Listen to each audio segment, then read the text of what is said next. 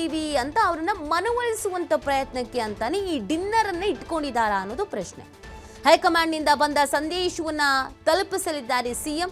ಆ ಕಾರಣಕ್ಕೆ ಅಂತಾನೆ ಸಿಎಂ ಈ ಒಂದು ಡಿನ್ನರಿಗೆ ಎಲ್ಲರನ್ನು ಕರೆದಿದ್ದಾರೆ ಅಂತ ಹೇಳಲಾಗ್ತಾ ಇದೆ. ಯಾವುದೇ ಇರುಸು ಮುರುಸು ಬೇಡ, ಯಾವುದೇ ಬೇಸರ ಬೇಡ, ಯಾವುದೇ ರೀತಿಯಾದಂಥ ಅಸಮಾಧಾನ ಬೇಡ, ಎಲ್ಲ ಕೂತು ಮಾತಾಡಿ ಬಗೆಹರಿಸ್ಕೊಂಡೇನೆ ಈ ಅಧಿಕಾರ ಹಂಚಿಕೆ ಸ್ಥಾನಮಾನಗಳ ಬದಲಾವಣೆಯ ಬಗ್ಗೆ ಚರ್ಚೆ ಮಾಡೋಣ ಅನ್ನುವಂಥ ನಿಟ್ಟಿನಲ್ಲಿ ಕಾಂಗ್ರೆಸ್ ಹೈಕಮಾಂಡ್ನಿಂದ ಒಂದು ಸಂದೇಶ ರವಾನೆಯಾಗಿದೆ ಅಂತ ಹೇಳಲಾಗ್ತಾ ಇದೆ. ಒಟ್ಟಿನಲ್ಲಿ ಕಾಂಗ್ರೆಸ್ನಲ್ಲಿ ನವೆಂಬರ್ನಲ್ಲಿ ಒಂದು ಕ್ರಾಂತಿ ಆಗಬಹುದಾದ ಸಾಧ್ಯತೆಗಳು ಹೆಚ್ಚೇ ಇದೆ. ನೋಡಿ, ಕಾಂಗ್ರೆಸ್ ಅಧಿಕಾರವನ್ನ ವಹಿಸ್ಕೊಂಡು 1.5-2 ವರ್ಷ ಆರಾಮಾಗಿತ್ತೇನು. ಆಮೇಲೆ ಶುರುವಾಯಿತು ನೋಡಿ ಸಿಎಂ ಬದಲಾವಣೆ ಆಗ್ತಾರೆ ಅನ್ನುವಂಥ ಚರ್ಚೆ, ಸಂಪುಟ ಪುನಾರಚನೆ ಆಗಬೇಕು ಅನ್ನುವಂಥ ವಿಚಾರ ಒಂದಲ್ಲ ಒಂದು ಮುನ್ನೆಲೆಗೆ ಬರ್ತಾನೆ ಇತ್ತು, ಚರ್ಚೆ ಆಗ್ತಾನೆ ಇತ್ತು. ಕಾಂಗ್ರೆಸ್ನಲ್ಲಿರೋರೆ ಕ್ರಾಂತಿ ಆಗತ್ತೆ ಅಂತ ಹೇಳ್ತಾ ಇದ್ರು.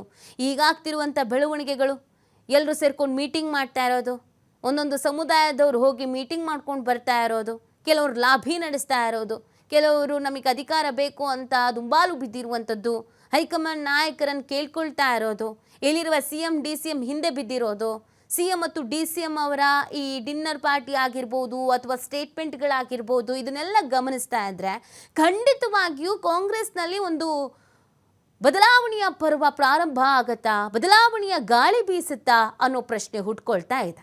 ಇದೆಲ್ಲದರ ನಡುವೆ CM ಕರೆದಿರುವಂಥ ಡಿನ್ನರ್, ಎಲ್ಲರೂ ಡಿನ್ನರಿಗೆ ಬರಲೇಬೇಕು ಅಂತ ಹೇಳಿರುವಂಥದ್ದು, ಇದು ನಾನಾ ರೀತಿಯಾದಂಥ ಕುತೂಹಲಕ್ಕೆ ಕಾರಣವಾಗ್ತಾ ಇದೆ. ಈಗಾಗಲೇ ಕೆಲವರಿಗೆ ತಮ್ಮನ್ನು ಕೈ ಬಿಡ್ತಾರೆ ಅಂತ ಮನದಟ್ಟ ಆಗ್ಬಿಟ್ಟಿದೆ. ಇಲ್ಲ, ಈ ಸಾರಿ ನಮಗೆ ಏನೋ ಮಿಸ್ ಹೊಡಿತಾ ಇದೆ, ನಮ್ಮ ಸ್ಥಾನಮಾನ ಹೋಗುತ್ತೆ ಅಂತ ಕಾಣಿಸುತ್ತೆ ಅಂತ ಅನಿಸ್ತಾ ಇದೆ.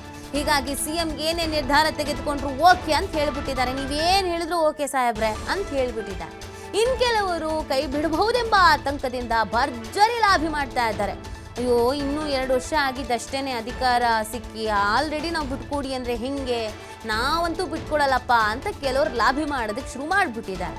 ಖರ್ಗೆ ಅವ್ರ ಮೇಲೆ, ವೇಣುಗೋಪಾಲ್ ಅವ್ರ ಮೇಲೆ, CM ಮೇಲೆ ಒತ್ತಡ ತರುವಂಥ ಪ್ರಯತ್ನದ ಹಾದಿಯಲ್ಲಿದ್ದಾರೆ. ಸಂಪುಟಕ್ಕೆ ಅವಕಾಶ ಸಿಗುವ ನಿರೀಕ್ಷೆ ಇರುವವರಿಂದಲೂ ಒತ್ತಡ ಇದೆ. CM DCM ಖರ್ಗೆ ಬಳಿ ತಮ್ಗೆ ಅವಕಾಶ ಕೊಡಬೇಕು ಅಂತ ಒತ್ತಡ ಹೇರ್ತಾ ಇದ್ದಾರೆ. ಸದ್ಯ ಕಾಂಗ್ರೆಸ್ನಲ್ಲಿ ಆಗ್ತಿರುವಂಥ ಬೆಳವಣಿಗೆ ಬಗ್ಗೆ, ನವೆಂಬರ್ ಕ್ರಾಂತಿ ಬಗ್ಗೆ ಏನೆಲ್ಲ ಮಾಹಿತಿ ಇದೆ ಅನ್ನೋದ್ರ ಬಗ್ಗೆ ಮತ್ತಷ್ಟು ಡೀಟೇಲ್ಸ್ ಅನ್ನು ನೀಡ್ತಾರೆ ನಮ್ಮ ಪ್ರತಿನಿಧಿ ಶಿವು. ಕಾಂಗ್ರೆಸ್ನಲ್ಲಿ ಏನೋ ಒಂದು ಬದಲಾವಣೆ ಆಗುತ್ತೆ ಅನ್ನುವಂಥ ನಿರೀಕ್ಷೆ ಸುಮಾರು ದಿನಗಳಿಂದ ಇತ್ತು.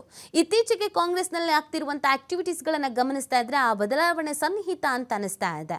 ಸೊ ಈ ಸರ್ಜರಿ ಅಥವಾ ಈ CM ಬದಲಾವಣೆ, ಈ ಎಲ್ಲದರ ನಡುವೆ ಕಾಂಗ್ರೆಸ್ ನಲ್ಲಿ ಬದಲಾವಣೆಯ ಗಾಳಿ ಯಾವ ತರ ಬೀಸ್ತಾ ಇದೆ, ಏನೆಲ್ಲ ಪ್ರಯತ್ನಗಳು, ಸ್ಟ್ರಾಟಜಿಗಳು ಆಗ್ತಾ ಇದೆ ಶಿವು? ನೀವು ಹೇಳಿದಾಗೆ ಕಳೆದ 4 ತಿಂಗಳ ಹಿಂದೆ ಸಂಪುಟ ಪುನಾರಚನೆ ಆಗತ್ತೆ ಅನ್ನುವಂತಹ ಚರ್ಚೆಗಳು ದೊಡ್ಡ ಮಟ್ಟದಲ್ಲೇ ಗೆದ್ದಿತ್ತು. ಜೊತೆಗೆ ಮುಖ್ಯಮಂತ್ರಿಗಳ ಬದಲಾವಣೆ ವಿಚಾರ ಕೂಡ ದೊಡ್ಡ ಮಟ್ಟದಲ್ಲಿ ಸದ್ದು ಮಾಡಿತ್ತು. ಆ ಸಂದರ್ಭದಲ್ಲಿ ಪಕ್ಷ ಮತ್ತೆ ಸರ್ಕಾರಕ್ಕೆ ಡ್ಯಾಮೇಜ್ ಆಗತ್ತೆ ಅನ್ನುವಂತ ಕಾರಣಕ್ಕೆ ಹೈಕಮಾಂಡ್ ಮಧ್ಯಪ್ರವೇಶವನ್ನ ಮಾಡಿ ಅಲ್ಲಿಗೆ ಬ್ರೇಕ್ ಅನ್ನ ಹಾಕಿತ್ತು. ಆದ್ರೆ ಅಲ್ಲಿಂದ ಈಚೆಗೆ ಯಾರು ಕೂಡ ಅದರ ಬಗ್ಗೆ ಹೇಳಿಕೆಗಳನ್ನು ಕೂಡ ಕೊಡ್ತಾ ಇರಲಿಲ್ಲ. ಹೈಕಮಾಂಡ್ ವಾರ್ನಿಂಗ್ ನಂತರ ಎಲ್ಲರೂ ಕೂಡ ಸೈಲೆಂಟ್ ಆಗಿದ್ರು. ಆದ್ರೆ ಕಳೆದ 3 ದಿನಗಳಿಂದ ಮತ್ತೆ ಈ ಚರ್ಚೆ ಶುರುವಾಗಿದೆ. ಅದಕ್ಕೆ ಪ್ರಬಲವಾದಂತ ಕಾರಣ ಮುಖ್ಯಮಂತ್ರಿಗಳು ಸೋಮವಾರ ಸಚಿವರಿಗೆ ಡಿನ್ನರ್ ಅನ್ನ ಆಯೋಜನೆ ಮಾಡಿದ್ದಾರೆ. ಮುಖ್ಯಮಂತ್ರಿಗಳು ಕೂಡ ನಿನ್ನೆ ಹೇಳಿದ್ದಾರೆ, ನಾವು ಸಂಪುಟ ಪುನಾರಚನೆ ವಿಚಾರಕ್ಕೆ ಡಿನ್ನರ್ ಅನ್ನ ಕರೆದಿಲ್ಲ, ಬಹಳ ದಿನಗಳಾಗಿತ್ತು ಸಚಿವರಿಗೆ ಊಟವನ್ನ ಕೊಟ್ಟು, ಆ ಕಾರಣಕ್ಕೆ ಡಿನ್ನರ್ ಕರೆದಿದ್ದೇನೆ ಅಂತೇಳಿ ನಿನ್ನೆ ಮುಖ್ಯಮಂತ್ರಿಗಳು ಕೂಡ ಹೇಳಿದ್ದಾರೆ. ಮುಖ್ಯಮಂತ್ರಿಗಳ ಬಾಯಿಂದಲೇ ಆ ಮಾತು ಬಂದ ನಂತರ ಅದಕ್ಕೆ ಮತ್ತಷ್ಟು ರೆಕ್ಕೆ ಪುಕ್ಕಗಳು ಈಗ ಜೋರಾಗ್ತಾ ಇದೆ. 2.5 ವರ್ಷಗಳಾಗ್ತಾ ಇದೆ ನವೆಂಬರ್ನಲ್ಲಿ. ಹಾಗಾಗಿ ಅನಿವಾರ್ಯವಾಗಿ ಈಗ ಸಂಪುಟ ಪುನಾರಚನೆಯನ್ನ ಮಾಡ್ಬೇಕಾಗತ್ತೆ. ಸುಮಾರು 10ರಿಂದ 16 ಜನ ಸಚಿವರನ್ನ ಕೈ ಬಿಟ್ಟು ಆ ಜಾಗಕ್ಕೆ ಹೊಸಬರಿಗೆ ಅವಕಾಶವನ್ನ ಮಾಡಿಕೊಡ್ಲಾಗತ್ತೆ. ಉಳಿದ ಅವಧಿಯಲ್ಲಿ ಹೊಸಬರಿಗೂ ಕೂಡ ನಾವು ಅವಕಾಶವನ್ನ ಮಾಡಿಕೊಟ್ಟಿದ್ದೇವೆ ಅಂತೇಳಿ ಒಂದು ಸಂದೇಶವನ್ನ ಕೊಟ್ಟು ಮುಂದಿನ 2028ರ ವಿಧಾನಸಭಾ ಚುನಾವಣೆಯಲ್ಲಿ ಪಕ್ಷ ಮತ್ತೆ ಅಧಿಕಾರಕ್ಕೆ ತರಬೇಕು ಅನ್ನುವಂತ ನಿಟ್ಟಿನಲ್ಲಿ ಹೈಕಮಾಂಡ್ ಕೂಡ ಯೋಚನೆಯನ್ನ ಮಾಡ್ತಾ ಇದೆ. ಹಿಂದೆ ಕೂಡ ಮುಖ್ಯಮಂತ್ರಿಗಳಿಗೆ ಸಂಪುಟ ಪುನಾರಚನೆ ಮಾಡಿ ಅನ್ನುವಂತ ಸೂಚನೆ ಬಂದಿತ್ತು. ಮುಖ್ಯಮಂತ್ರಿಗಳು ಆ ಸಂದರ್ಭದಲ್ಲಿ ಕೈ ಹಾಕಿರ್ಲಿಲ್ಲ. ಈಗ ಮತ್ತೆ ಸಂಪುಟ ಪುನಾರಚನೆಗೆ ಸ್ವತಃ ಮುಖ್ಯಮಂತ್ರಿಗಳೇ ಕೈ ಹಾಕದಂತೆ ಕಾಣಿಸ್ತಾ ಇದೆ. ಚುನಾವಣೆಯ ವಿಚಾರ ಹಿಂದಕ್ಕೆ ಎನ್ನುವಂತ ಕಾರಣಕ್ಕೆ ಸಂಪುಟ ಪುನಾರಚನೆಗೆ ಕೈ ಹಾಕದಂತೆ ಮುಖ್ಯಮಂತ್ರಿಗಳು ಕಾಣಿಸ್ತಾ ಇದೆ. ಬಿಹಾರ ಚುನಾವಣೆಯ ನಂತರ ನವೆಂಬರ್ನಲ್ಲಿ ಬಹುತೇಕವಾಗಿ ಸಂಪುಟ ಪುನಾರಚನೆ ಆಗತ್ತೆ. ಈಗಾಗಲೇ ಕೆಲವರಿಗೆ ಸಚಿವರಿಗೆ ಆತಂಕ ಶುರುವಾಗಿದೆ. ನಮ್ಮನ್ನ ಕೈ ಬಿಡಬಹುದು ಸಂಪುಟದಿಂದ, ಏನ್ ಮಾಡೋದು ಅನ್ನುವಂತ ಆತಂಕ ಕೆಲವು ಸಚಿವರಲ್ಲಿ ಇದೆ.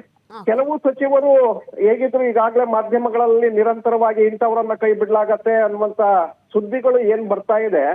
ಹಾಗಾಗಿ ನಮ್ಮನ್ನ ಕೈ ಬಿಡಬಹುದು, ಹಾಗಾಗಿ ನಮ್ಮ ಮುಂದೆ ಏನು ದಾರಿ ಇಲ್ಲ. ಸೊ ಹಾಗಾಗಿ ಏನು ಮುಖ್ಯಮಂತ್ರಿಗಳು ನಿರ್ಧಾರವನ್ನ ತೆಗೆದುಕೊಳ್ತಾರೆ ಅದಕ್ಕೆ ನಾವು ಬದ್ಧರಾಗಿರೋಣ.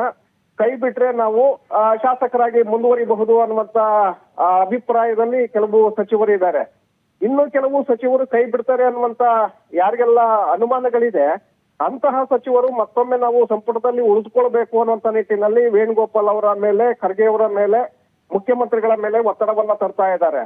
ಇದರ ಜೊತೆಗೆ ಹೊಸಬರು ಕೂಡ ಈಗಾಗಲೇ ಸೂಟು ಬೂಟು ಹೊಲಿಸೋದಕ್ಕೆ ರೆಡಿ ಆಗ್ತಾ ಇದ್ದಾರೆ.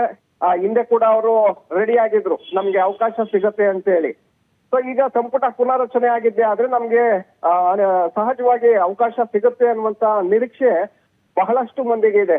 3-4 ಬಾರಿ ಗೆದ್ದಂತಹ ಶಾಸಕರಿಗೆ ನಮ್ಮನ್ನ ಈ ಬಾರಿ ಪರಿಗಣಿಸ್ತಾರೆ ಅನ್ನುವಂತ ವಿಶ್ವಾಸದಲ್ಲಿದ್ದಾರೆ.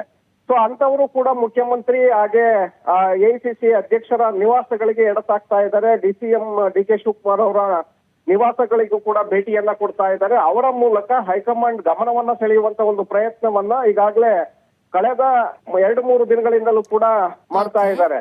ಹಾಗಾಗಿ ಸಂಪುಟ ಪುನಾರಚನೆ ವಿಚಾರ ಚರ್ಚೆಗೆ ಬಂದ ನಂತರ ರಾಜ್ಯ ರಾಜಕಾರಣದಲ್ಲಿ ಸಾಕಷ್ಟು ಬೆಳವಣಿಗೆಗಳು ಈಗ ಶುರುವಾಗಿದೆ. ನೀತಿ. Okay, fine. Thank you Shivu, ತಮ್ಮ ಡೀಟೇಲ್ಸ್ಗಾಗಿ.